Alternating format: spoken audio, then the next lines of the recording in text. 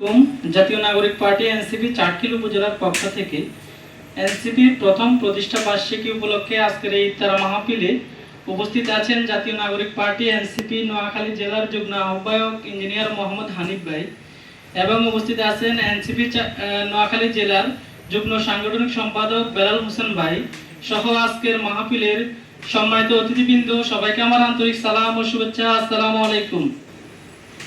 আপনারা জানেন, গত বছরের 28 ফেব্রুয়ারি কেন্দ্রীয় শহীদ মিনার থেকে জাতীয় নাগরিক পার্টি এনসিপির যাত্রা শুরু হয়েছিল। সেই যাত্রায় আমরা এখন পর্যন্ত আল্লাহ তাআলার অশেষ রহমতে আমাদের 6 জন ভাইকে আমরা মহান জাতীয় সংসদে পাঠাতে পেরেছি, আলহামদুলিল্লাহ। মাত্র এক বছরে এনসিপির এটি অন্যতম বড় একটি সফলতা। এছাড়াও বিরোধী দলীয় চিফ হুইপ আমাদের পার্টির সম্মানিত আহ্বায়ক জনাব নাহিদ ইসলাম, এটিও একটি ছোট দল হিসাবে এনসিপির অনেক বড় একটি সফলতা।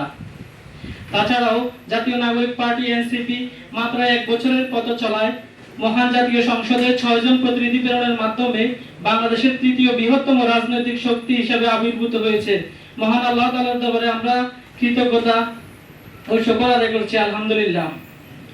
সম্মানিত উপস্থিতি, আপনারা জানেন 2024 সালের বৈষম্য বিরোধী ছাত্র আন্দোলন থেকে যে বিপ্লব শুরু হয়েছিল, সেই বিপ্লবের ধ্বনি প্রতিটি প্রাণে ছড়িয়ে দিতেই জাতীয় নাগরিক পার্টি বিপ্লব, বিকল্প ও বিনির্মাণের লক্ষ্যে এগিয়ে যাচ্ছে সারা বাংলাদেশে। আমরা বলতে চাই, এই বাংলাদেশে ফ্যাসিবাদ উত্তর এই বাংলাদেশে নতুন করে কোনো স্বৈরাচারের, নতুন করে কোনো ফ্যাসিবাদের জায়গা আমরা হতে দেব না, ইনশাআল্লাহ। আমাদের গণভবনের রাস্তা চেনা আছে, বঙ্গভবনের রাস্তা চেনা আছে, আমাদের শিরায় শিরায় উদ্যম ঝড়। আমরা জানি কিভাবে 16 বছর 17 বছর থেকে বসা ফ্যাসিবাদকে এই বাংলার জমিন থেকে বিতাড়িত করতে হয়। সুতরাং গণভোট নিয়ে এবং জুলাই সনদ নিয়ে, জুলাইয়ের আকাঙ্ক্ষা বাস্তবায়ন নিয়ে যে তালবাহানা শুরু হয়েছে, আমরা বলতে চাই, এগুলো নিয়ে যদি আপনারা বাড়াবাড়ি করেন, আবারও ফ্যাসিবাদের পথে হাঁটেন, আবারও একনায়কতন্ত্রের পথে হাঁটেন, তাহলে কিন্তু ছাত্র জনতা আপনাদেরকে উপযুক্ত জবাব দিবে। আমরা দেখেছি 2023 সালের 28 অক্টোবর বিএনপি এবং জামায়াত ইসলামী ঢাকায় মহাসমাবেশ করেছিল হাসিনার পতনের জন্য, কিন্তু তারা তা করতে পারে নাই। আমাদের বিপ্লবী আহ্বায়ক জনাব নাহিদ ইসলাম 3 তারিখে শহীদ মিনারে এক দফার ঘোষণা দিয়েছিলেন।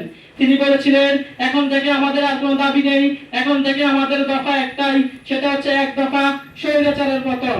ইনশাআল্লাহ আমরা সেই কাজ সফল করে দেখিয়েছি।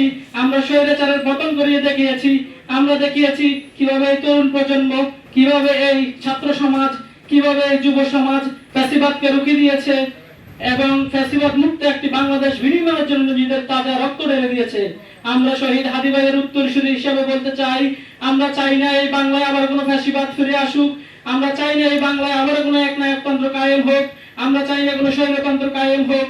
আমরা আমাদের সর্বোচ্চ শক্তি দিয়ে লড়াই করে যাব এই দেশের জন্য, এই দেশের মানুষের জন্য, এই দেশের জনগণের জন্য এবং সাধারণ জনতার জন্য।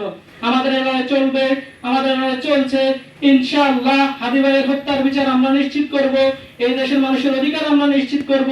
যে জুলাই সনদ, যে জুলাইয়ের আকাঙ্ক্ষা বাস্তবায়নের জন্য আমাদের ভাইরা জীবন দিয়েছে, আমরা সেই আকাঙ্ক্ষাকে বাস্তবায়নের জন্য আমাদের নিজেদের সর্বশেষ রক্তবিন্দু পর্যন্ত লড়াই করে যাব, ইনশাআল্লাহ। ইনকিলাব জিন্দাবাদ, এনসিপি চাটখিল জিন্দাবাদ। আসসালামু আলাইকুম।